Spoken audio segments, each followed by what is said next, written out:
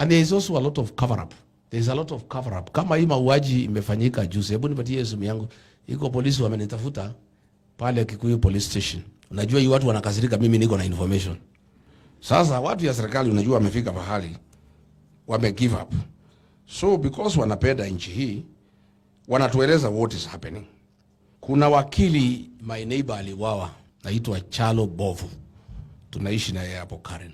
Aliwawa hapo na mpaka waleo wale huwa hawajapatikana, bado wa professionals. Tumekuja kujua ni polisi.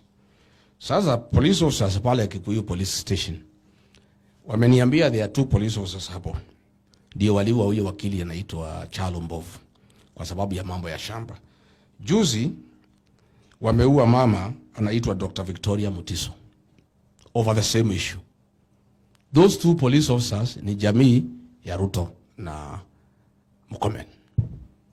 Siku tulikuwa attacked na Kalonzo na Matiang'i, hawa 2 police officers wa Kikuyu police station ndio walikuwa wamelipwa waue mimi na Matiang'i na Kalonzo hapo Kikuyu police station. Ndio waliua huyo wakili, ndio wameua huyu Dr. Victoria Mutiso. Sasa huyu DCI anaitwa Mohamed Amin, he is covering up. So hao polisi wameniambia, hata majina niko nayo. Mwambie bwana DCI Amin, why are you protecting these 2 police officers? Asante kwa kutizama. Bonyeza subscribe ili kupata mengi zaidi.